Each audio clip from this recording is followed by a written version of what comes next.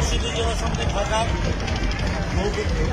বিহারে আজকে আমাদের মাঝে আছেন বাংলার শেষ নবাবের শেষ বংশধর। আমরা নরসিংদী জেলার শেষ নবাব বলে আমরা জানি। নরসিংদী জেলার শেষ বংশধর হিসাবে আমাদের মাঝে আছেন। আমরা তার সঙ্গে কথা বলতে চাই যে আজকের এই নৌবহারে এসে আপনার অনুভূতি। অবশ্যই সেটা ভালো লাগছে। আমি এর আগেও নরসিংদী জেলা থেকে একাধিক অনুষ্ঠানে আমি অংশগ্রহণ করেছি এবং নবাব সিরাজউদ্দৌলাকে নিয়ে এই সংগঠনটি কাজ করছে, এই ঢাকা বিভাগীয় সমিতি কাজ করছে। বাবা শাহ আলম সাহেব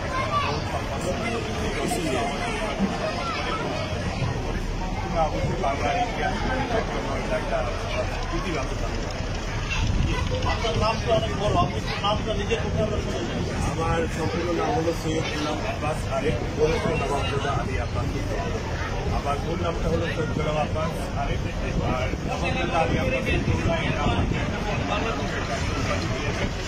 সাবেক জেলার প্রধান, ইতিহাসবিদ এবং সমাজের গণ্যমান্য ব্যক্তি। ঢাকা প্রেস ক্লাবে এটা একটা 23শে জুন অনুষ্ঠানে গিয়েছে। সাবেক জেলা প্রধান ইতিহাসবিদ ডক্টর সিএম হোসেন, শিক্ষাবিদ ডক্টর নাবিদ আজাদ, ইতিহাসবিদ ডক্টর শেখ আক্রাবারি।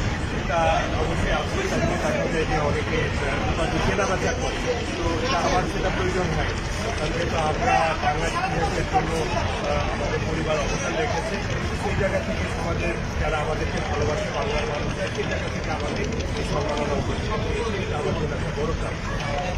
বাংলার শেষ নবাব সিরাজউদ্দৌলাকে নিয়ে আমরা গর্ববোধ করি এবং সেই পরিবারের একজন মানুষ হিসেবে আপনার কাছে তার যে সম্মানের জায়গা, সেই জায়গাটা আপনি যদি বলার আগে আমাদেরকে বলেন যে তার ইম্পর্টেন্সটা আমরা কীভাবে মনে রাখবো কিংবা আমরা করে বলি। তো আসলে উনি বাংলার জন্য প্রাণ দিয়েছেন। উনি বাংলার যারা শত্রু ছিল তাদের সাথে আঘাত যদি করতেন তাহলে আমরাও ভালো থাকতাম। তো উনি যেহেতু দেশের জন্য প্রাণ দিয়েছেন, তো ওনার জন্য এখনও দেশ কী করেছে আমি জানি না। যারা বাংলার যারা রাজনীতিতে বর্তমানে আছেন তাদের অবশ্যই ভূমিকা আছে। আমি মনে করি একজন ব্যক্তিকে নিয়ে বা একটা পরিবারকে নিয়ে কখনো ইতিহাস হয় না। ইতিহাস একটা ব্যাপক জিনিস। ইতিহাসে যারা যারা অবদান রেখেছে বাংলা তাদের প্রত্যেকের সম্মান যারা সন্ত্রাসী তাদেরকেও তাদের সম্মান। আমরা জানি যে এই নবাব সিরাজউদ্দৌলাকে এই বাংলার বাংলাদেশরা এই জায়গা থেকে তাকে বাসত করার জন্য, তাকে ফিরে দেওয়ার জন্য তার হসনি বেগম কিংবা তার ভাই তারা যে সংগ্রাম করেছে নির্যাতন সহ, সেই জায়গাটা যে আপনি ভাবেন যে তাকে বিধান এই জায়গা সেই জায়গাটাও এই জায়গাটাতে আপনি বেগম বা দেখা যায় যে মানুষের ভিতরে কিছু কিছু লোক লালসা কাজ করে, একটা পরিবারই কিছু দুষ্কৃতি করে থাকে। বেগমের মতো বাহিরের মানুষ বাংলার রাজনীতি যদি বাংলাদেশের রাজনীতি দিকে দেখেন, এখন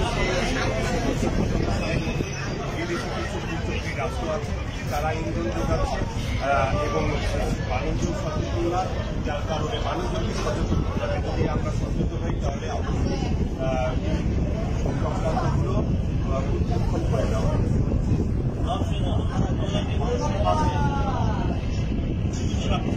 তার আদর্শ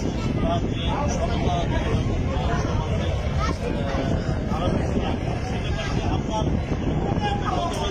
সামাজিক সংগঠন আপনার না, আমি অবশ্যই সেটা নবাব সিরাজউদ্দৌলাকে নিয়ে আমি ব্যতিক্রম ধরে কাজ করছি। এখন পর্যন্ত মনে হয় না আমার পরিবারে বা অন্য কেউ এই ধরনের কাজ করেছে। তো যার কারণে দেশটাকে আমি একটা সারা জায়গাতে পেরেছি। কিন্তু এগুলোর পিছনে একটা অর্থের বিষয় চলে আসে। এটা সমাজের যারা গণ্যমান্য ব্যক্তি তারা আগে আসলে সেটা আমি আরও ব্যাপক পরিসরে করতে পারবো, যেটা আমি আরও ক্ষুদ্র পরিসরে করছি।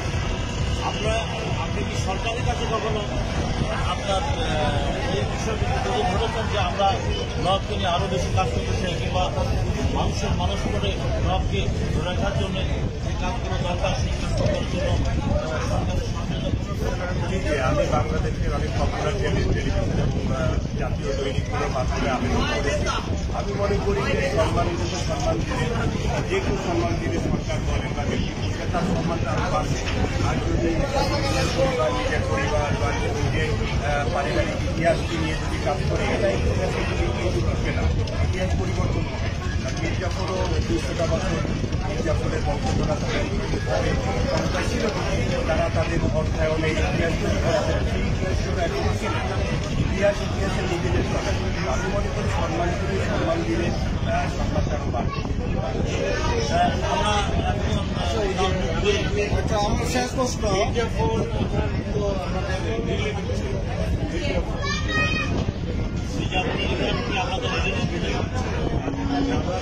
আলী খান নবাব সিরাজউদ্দৌলার সন্তান। উনি কেন মির্জাফরি বলেন? মির্জাফরি করলেন বঙ্গবন্ধুর তো ঘনিষ্ঠতম ছিলেন মোস্তাক বঙ্গবন্ধুর আব্বাকে কবরে নামিয়েছেন, ওনাকে হত্যার আগের দিন হাতের মাংস বঙ্গবন্ধু যথেষ্ট স্নেহ করতেন। মতিয়া চৌধুরী কি বলেছেন, বঙ্গবন্ধু মতিয়া চৌধুরী প্রধানমন্ত্রী কৃষিমন্ত্রী ছিলেন, এখনো ঘনিষ্ঠ। অনেক সময় দেখা যায় কি রাষ্ট্র পরিচালনার জন্য কৌশল, অনেক সময় কৌশল যা অবলম্বন করতে হয়, অনেক দুষ্ট লোককে শান্ত রাখার জন্য কাছে রাখা লাগে। তো এটা যারা রাষ্ট্র পরিচালনা করে এই দক্ষতা তাদের ক্ষেত্রে থাকে। আচ্ছা জনাব আব্বাসুদ্দৌলা সাহেব, আপনার আব্দুল্লাহ সাহেবকে যুক্ত করে বাংলার জন্য তৈরি করছেন। এখন আমাদের এই নৌবিহারে, আমাদের নরসিংদী জেলা সমিতির নৌবিহারে আপনি উপস্থিত হয়েছেন, আমরা খুবই আনন্দিত। শেষ প্রশ্ন আপনার কাছে, এই প্রধান উদ্যোক্তা এই নৌবিহারে নরসিংদী জেলা সমিতির প্রতিষ্ঠাতা জেনারেল সেক্রেটারি জনাব শাহরুন সাহেব রায়পুর, নরসিংদী রায়পুরা উপজেলায় উনি চেয়ারম্যান হিসেবে নির্বাচন করতে যাচ্ছেন। উনি নির্বাচিত হন,